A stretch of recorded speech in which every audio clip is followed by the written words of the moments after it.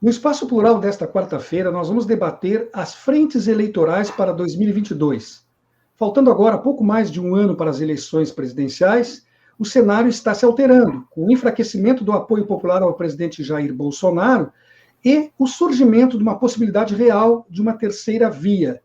Segundo as pesquisas, o mais cotado para isso, para assumir esse papel de uma terceira via, que seria uma alternativa a Bolsonaro e Lula, é do candidato Ciro Gomes. Sobre isso, nós vamos estar conversando a partir de agora. Começamos, então, com a apresentação do Cláudio. Por favor, pode se dirigir aos nossos ouvintes. Cássio. Bom dia, boa tarde, boa noite, né? Porque eu sei que esse programa vai ser assistido em diversos horários diferentes. Também queria dar uma saudação aos apresentadores, à equipe do programa e os meus debatedores, né? A professora Cláudia e o professor Davi, que eu tenho uma estima muito, muito grande. Bom, eu estou, de certa forma, aqui defendendo a candidatura do Ciro Gomes, né? Entretanto, eu quero dizer uma coisa, eu não vejo PT, PCdoB como inimigos, né? Eu vejo como adversários do mesmo campo político. Porque o principal adversário de todos é a política econômica neoliberal representada pelo economista Paulo Guedes e o atual presidente Bolsonaro, que acaba fazendo um governo, na minha opinião, bastante desastroso, tanto no ponto de vista de saúde pública, na condução da pandemia, mas principalmente também na questão da política econômica que está sendo adotada, né, de privatizações, de desmantelamento do setor público, do Estado, que sempre foi, nos períodos desenvolvimentistas, seja o nacional desenvolvimentismo do Vargas e do Jango, assim como o desenvolvimentismo associado e dependente dos militares, o Estado sempre foi o promotor do crescimento e do desenvolvimento econômico. E a partir da era neoliberal, iniciada com Collor e Fernando Henrique Cardoso, e agora retomada com Temer e Bolsonaro, essa política está destruindo o país, está levando o país a um nível de antes de 30. Então, eu acho importante uma frente, né? Mas também acho que a candidatura do Ciro Gomes está fazendo um papel extremamente importante, né? Se posicionando um pouco crítico ao governo Lula e também crítico ao governo Bolsonaro. O Ciro assim está fazendo um grande favor ao campo progressista. Por quê? Daqui a pouco, na minha fala, eu vou explicar por que eu argumento que essa estratégia que ele tem adotado, e se tu analisar a coerência histórica dos discursos dele, vocês vão ver que muitas críticas que ele faz agora, ele já fazia antes, quando inclusive apoiava os governos do PT. Então, há uma coerência no discurso durante a trajetória, que eu posso provar e mostrar com vários depoimentos, discursos, etc. Mas eu vou tentar argumentar durante as minhas falas que o segundo turno dos sonhos é Ciro versus Lula, e daqui a pouco eu vou dizer por quê. Na verdade, na abertura eu errei aí o nome do Cássio, mas na mesma abertura eu coloquei também que se houver esse surgimento da terceira via, o nome mais provável, em função do que se vê pelas pesquisas de opinião, é que ela ocorra a partir da figura do Ciro Gomes, que é justamente a candidatura que ele defende aqui. Eu queria mostrar aqui que hoje pela manhã saiu uma matéria distribuída pela Agência Estado, informando e confirmando que o Alckmin saiu do PSDB, está saindo do PSDB, e indo para o PSD do Kassab, e que vai se lançar candidato com o Mário França, do PSB, de vice, e abrindo espaço para que Paulo Scaff, da Fiesp, seja o candidato ao Senado. Ora, me parece, vendo de fora, que uma das esperanças do Ciro Gomes era conseguir o apoio do grande empresariado. Se o Kassab, se o partido Kassab lançar essa candidatura com o Alckmin e ele for acompanhado pelo pessoal da Fiesp, o Ciro não fica um pouco fragilizado para ser essa terceira via? Eu tenho um canal no YouTube, já fazendo propaganda, o pessoal quiser se inscrever, chamado Conversas de Café. E eu gravei um vídeo já uns meses atrás, dizendo que o Alckmin ia sair do PSDB e ia para o PSD. Fico feliz de saber por ti, Solon, que está se confirmando mais essa previsão, né? acertada. Bom, em relação à tua pergunta, notem o seguinte, eu estudo análise de discurso já faz algum tempo. Inclusive, na minha tese de doutorado sobre o projeto de nação do governo João Goulart, que virou o livro, eu usei muito essa metodologia de análise de discursos, né? E, recentemente, eu escrevi um livro, um capítulo de um livro que vai ser sobre todos os ministros da Fazenda que o Brasil já teve, e eu acabei ficando encarregado de escrever sobre o Ciro, né? E aí fiz uma análise de discurso em todas as entrevistas do Roda Viva. E tem um ponto bastante interessante. Primeiro, eu discordo um pouquinho da estratégia, embora entendo e compreendo, e talvez possa ser acertada, né? Eu vejo o Lula como um dos melhores presidentes que o país já teve, né? Não o melhor, eu ainda acho que o Getúlio foi o nosso grande presidente. Então, assim, eu acho que tem coisas boas e críticas que eu faço ao governo Lula. Então, não é essa coisa...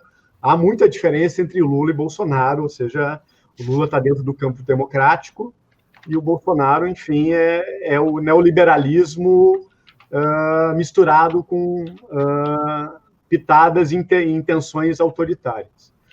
Agora, o PT, na minha opinião, cometeu 2 grandes erros históricos. Não ter apoiado o Brizola em 89 e não ter apoiado um Ciro em 2018, né? Tanto que, na época, eu defendia a candidatura Ciro Haddad em 2016, a Cláudia até fazia parte do grupo, e nem se falava no nome do Haddad de vice. E a gente defendia isso lá, eu criei do grupo lá em 2016. Então, na minha opinião, o PT errou de não ter apoiado o Ciro naquele momento. O Haddad não ter sido o vice do Ciro. Bom, o que acontece naquele momento? O Ciro tentava buscar o apoio do PSB. Claro que o Lula, o PT, vai fazer o que é melhor para o partido. Na minha opinião, o Lula conseguiu neutralizar o apoio do PSB, e o PSB também tem participação de não ter apoiado o Ciro. E o Ciro, de certa forma, na minha opinião, acabou ficando muito frustrado com esse processo, porque ele sempre foi muito leal aos governos do PT, tanto quanto ministro da Integração Regional, né? Na época transferiu o título para São Paulo, tinha expectativa de ser o vice da Dilma em 2010, acabou sendo Temer, enfim. E naquele momento ele acabou viajando aquela polêmica para Paris. Mas ele voltou antes das eleições e provavelmente ele deve ter votado no Haddad, né, no segundo turno. Então essa coisa de dizer que ele não votou no Haddad, isso, aquilo, não, ele só tirou férias. Recentemente ele comentou até que o Haddad nem procurou ele durante o segundo turno, enfim, numa das entrevistas recentes. Então o que acontece? Aí tem uma frase que o Ciro diz lá em 2018, depois das eleições, que é o seguinte, que ele ia acabar ficando mais afastado porque ele estaria pensando lá no futuro. Isso se amarra com a estratégia hoje. Qual é a estratégia hoje? O Ciro já acreditava que o governo Bolsonaro ia acabar meio que diminuindo a sua popularidade, né? E como a grande força que acabou elegendo o Bolsonaro foi o antipetismo, né? Tanto que o antipetismo, se o Bolsonaro chegasse e apoiasse o Lula, muitos bolsonaristas deixariam de ser bolsonaristas. Porque a grande força que une esse pessoal é o sentimento antipetista, principalmente com o PT. Então, o que acontece? Naquele momento, o Ciro começa a trazer uma nova trajetória, que é retomar a questão do nacionalismo econômico, da questão... a esquerda perdeu essa pauta do verde e amarelo, a direita acabou... A direita que não é nacionalista, porque defende a entrega das empresas estatais, enfim, várias coisas que não combina com o nacionalismo, né? Começa a criar essa nova corrente, né? E uma das coisas que ele tenta pregar e buscar o apoio é da indústria. Porque os candidatos do PSDB, hoje foi publicado um artigo meu chamado O Segundo Turno dos Sonhos, né? Falando exatamente Ciro versus Lula. Então, o que acontece? A nossa indústria, acaba meio que... há um processo de desindustrialização que continua nos governos do PT, e o Ciro identifica tentar retomar essa questão, que era o tripé lá do trabalhismo, que era Estado, indústria nacional e trabalhadores. Então, a indústria acaba começando a ser, então, objeto de sonho, de apoio do Ciro. problema é que uma parte da nossa indústria ela está muito alinhada aos interesses do capital estrangeiro. Já estou finalizando. Alinhada com os interesses do capital estrangeiro. Né? Então, o que o Ciro tenta fazer? Talvez consiga os resultados agora, mas isso vai vir muito forte em 2026. Ele está começando a criar o que o Álvaro Vieira Pinto dizia num dos livros dele, uma ideologia nacional do desenvolvimento. Então, a comunidade começa a discutir o desenvolvimento, etc. Só que isso ainda não está chegando numa grande parcela da nossa camada empresarial na indústria. Mas, aos poucos, isso vai avançando. Então, essa que é a tentativa de criar uma nova corrente de pensamento econômico, não uma nova, retomar, né, essa corrente nacional desenvolvimentista, que tem como um dos pilares desse tripé a indústria nacional, frente ao rentismo, representado muito bem pelo PSDB. O Bolsonaro representa muito os interesses do agronegócio e também do rentismo, enfim. Então, esse movimento do PSD, agora respondendo pontualmente a tua pergunta, né? Há a possibilidade do Datena ser vice do Ciro, porque o Datena se aproxima do Ciro, vai ajudar me permita. No PSL. Desculpa te interromper, mas veja bem, eu te perguntei em relação ao ano que vem, nós estamos falando da terceira via para o ano que vem. Eu estou chegando nela, eu já estava chegando nela. Mas você já foi quase na próxima eleição, na seguinte. Eu só fiz uma contextualização e um traçado histórico para responder pontualmente o quê? Essa questão da indústria agora, ela está em construção. Talvez dê tempo, talvez não. Tá? Então, há essa possibilidade. Ou seja, há o risco de que ele não tendo o apoio da indústria para o ano que vem, isso fragilize a terceira via. Pelo que eu percebo, a colocação do Davi é no sentido de que a última eleição se caracterizou por ser antipetista, a próxima deveria ou poderia se caracterizar por ser antibolsonarista. Mas essa visão de que toda a esquerda deveria se unir, eu chamo isso para todos os debatedores, ela esbarra naquela brincadeira, aquela premissa que falam às vezes, de que a esquerda só se une na prisão, né?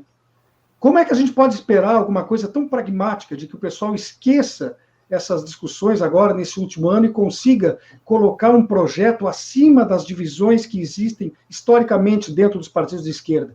Eu gostaria de saber o que cada um de vocês propõe sobre isso. Como ser pragmático e tentar uma candidatura que consiga, historicamente, fazer o que até hoje não se fez, que é unir as esquerdas. Muito boa. Posso começar, Solon? Claro.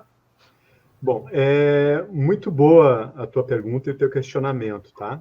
Há algum tempo, eu sempre defendi muito a questão da união das esquerdas. Hoje eu tenho uma visão um pouquinho diferente no curto prazo, embora no longo prazo ela é fundamental, né? Portanto, a esquerda sempre pensou muito no executivo e nunca pensou muito na questão do legislativo, né? De ter uma maioria no Senado. A esquerda, a centro-esquerda, o progressismo tendo uma maioria no Senado já barrava muitos retrocessos que foram feitos nos últimos anos. Mas, assim, no quadro eleitoral de 2022, eu imagino basicamente 3 a 4 candidaturas. A extrema-direita, representada pelo bolsonarismo, tá? Provavelmente o atual presidente na sua reeleição, e o presidente sempre tem força para a reeleição, porque é ele que tem a máquina do governo, a caneta, enfim. Aí vejo a candidatura do Lula, né, representando o campo de centro-esquerda. Vejo a candidatura do Ciro, fazendo um antagonismo aos dois, né, mas uma candidatura de centro-esquerda também. E eu vejo uma possível candidatura de centro-direita, que é o grande perigo, na minha opinião, de ter um potencial de crescimento maior. Eu vejo hoje o nome do Dória, porque, embora eu ache o Eduardo Leite muito mais perigoso, com muito mais potencial nas eleições para presidente de 2022 que o Dória. Só que não acredito que o Eduardo Leite vença na disputa interna com o Dória, por isso que eu acredito que o Dória. Bom, nesse contexto, eu vejo 3 cenários que podem acontecer. O Bolsonaro está no segundo turno disputando, mas também vejo a possibilidade de estar daqui a pouco o Ciro crescendo e tirar o Bolsonaro, e daqui a pouco ser um segundo turno entre Lula e Ciro. E também uma possibilidade do Lula começar a crescer e ter chance de ganhar no primeiro turno. Tá? Bom, na terceira possibilidade, do Ciro, lá por maio, enfim, antes das eleições, ter essa possibilidade do Lula ganhar no segundo turno, no primeiro turno, eu defenderia que o Ciro tentasse ser o vice do Lula para tentar fazer com que a vitória acontecesse no primeiro turno. Como eu acho que isso é improvável de acontecer, eu acho que vai ter se desenhando o cenário 1 ou 2, ou seja, Bolsonaro no segundo turno contra um candidato, provavelmente Lula, ou Lula e Ciro. Bom, Lula e Ciro, na minha opinião, seria o segundo turno dos sonhos, porque o Ciro, o que aconteceu lá em 2000, quase aconteceu em 2014 com a candidatura do Eduardo Campos? Se o Eduardo Campos tivesse indo para o segundo turno com a Dilma, nós não teríamos tido o Aécio e esse fortalecimento da direita. Então, o telespectador que está nos assistindo agora tem que entender um pouco a estratégia do Ciro e não ficar muito... Esse telespectador mais de esquerda, ficar descontente com o Ciro, porque essa estratégia, ela beneficia o campo progressista. Por quê? O Ciro, ficando contra o Bolsonaro e contra o Lula, ele está buscando os votos descontentes dos eleitores do Bolsonaro. E isso pode fazer com que o Ciro passe o Bolsonaro e tenha um segundo turno entre Lula e Ciro, que, na minha opinião, seria o melhor dos mundos, porque qualquer um que vencesse, eu estaria me sentindo representado e também representando um projeto nacional de desenvolvimento, com algumas nuances diferentes. Então, eu vejo essa questão da possibilidade do Ciro passar o Bolsonaro como algo extremamente benéfico e aí cada vez mais começo a concordar com essa estratégia de uma terceira via anti-Bolsonaro e anti-Lula, no sentido de que isso acontecer, o Brasil vai ganhar, porque nós vamos ter dois candidatos que vão fazer muito bem ao país, seja qual deles vence. Um tanto de pragmatismo para que os partidos de esquerda, e talvez até alguns de centro-esquerda, ou de centro mesmo, possam se unir numa candidatura contra o atual presidente. Tem mais chance de ganhar essas eleições que em buscar o centro. Então, só frente de esquerda fica uma coisa muito isolada. O centro ele é crucial na disputa de 2022. Eu só queria fazer só um adendo à fala da Cláudia. Eu não digo que o Ciro quer buscar o eleitor bolsonarista, aquele bolsonarista raiz. Nem a centro-direita com Dória, com Eduardo Leite, vai conseguir buscar esse eleitor no primeiro turno.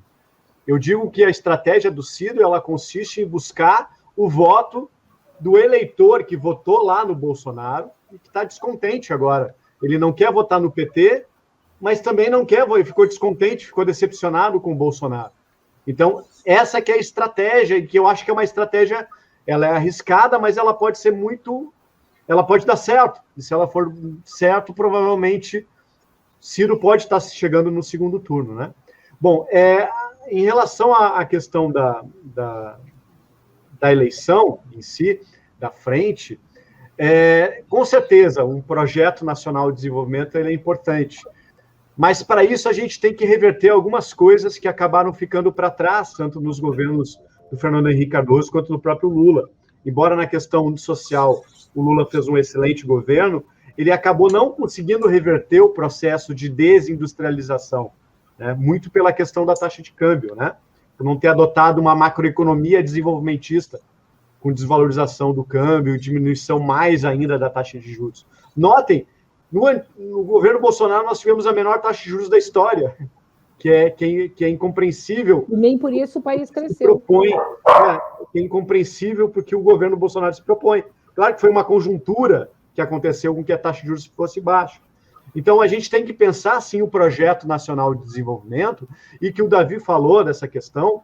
Olha, notem que eu escrevi um artigo em 2019, eu acho, defendendo a chapa Ciro-Lula e dizendo que o Lula ficaria elegível. Na época, ele estava preso e ninguém falava isso. E eu escrevi no meu artigo, assim como lá em 2014, eu disse que a Dilma seria derrubada por um impeachment, um golpe parlamentar, um impeachment, num artigo de abril de 2014.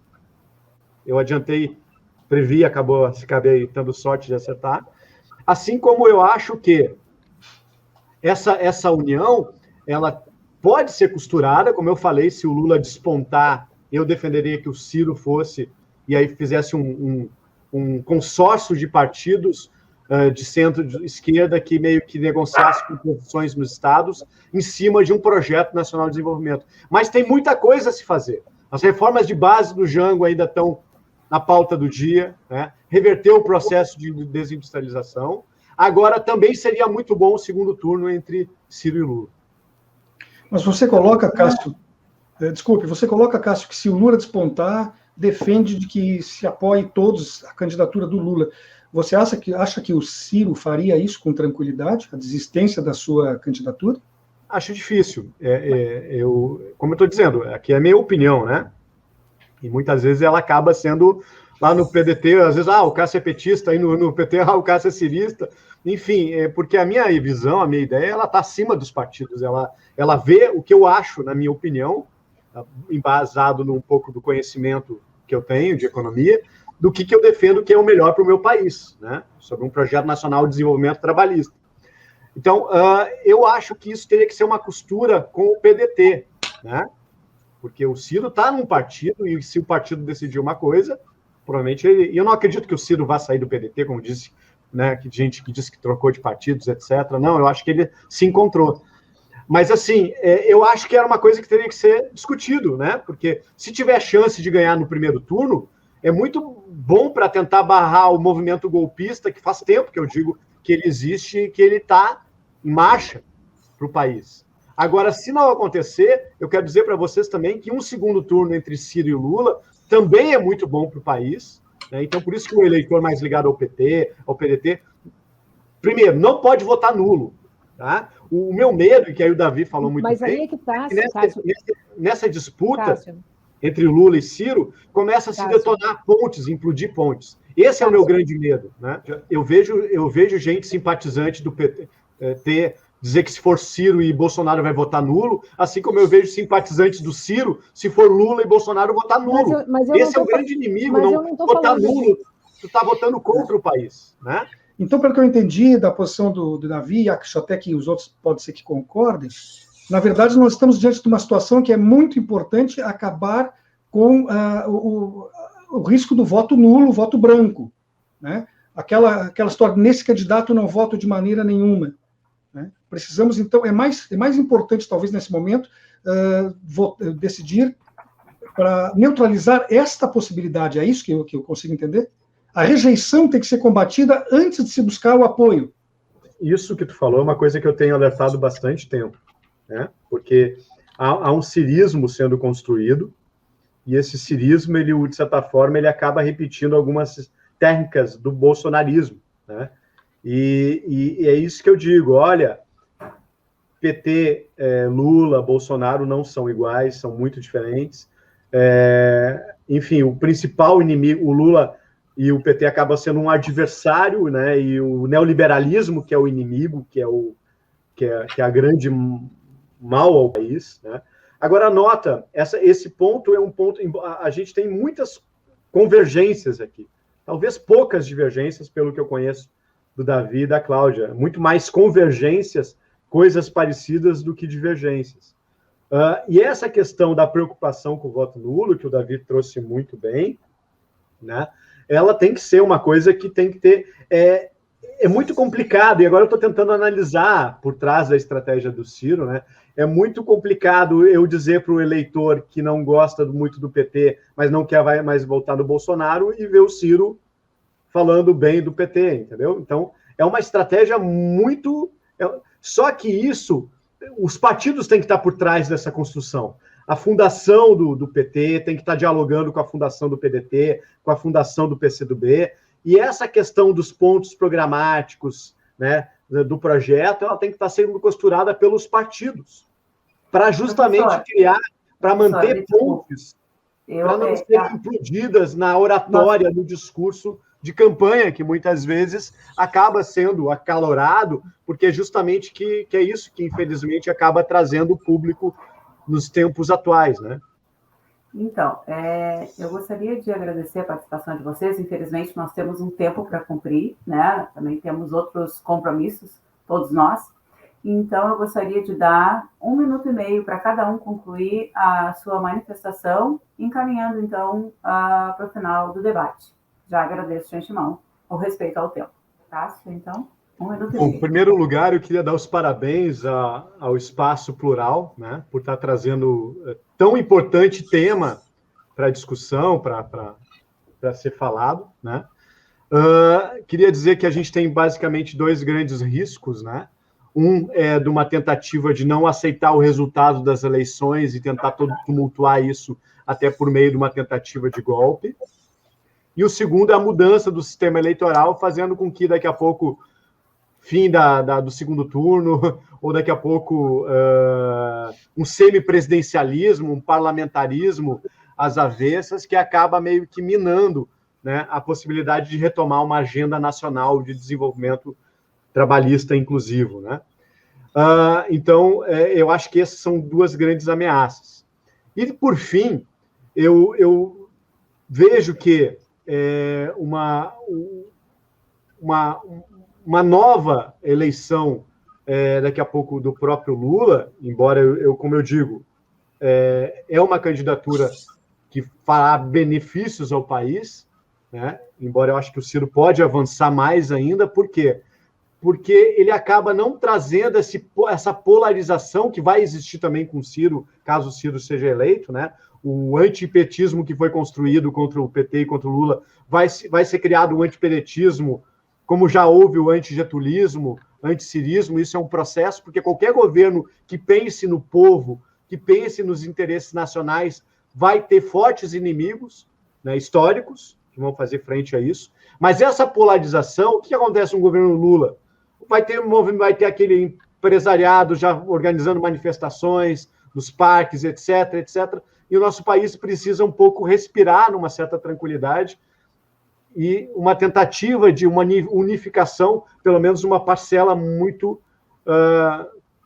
uma boa parcela da população. E por isso que eu acho que a candidatura do Ciro, ela consegue reunir isso pela centro-esquerda, ao invés, daqui a pouco, de ter uma centro-direita, uma terceira via de direita, né, no processo. Então, por isso que eu acho que é importante isso. Mas, para finalizar, essa construção ela tem que se dar de forma partidária pelas fundações, os programas lá de reconstrução, lá escrito pelo PT, muitos documentos do PCdoB, o próprio projeto nacional do Ciro Gomes, tem muito mais pontos em comum do que divergentes.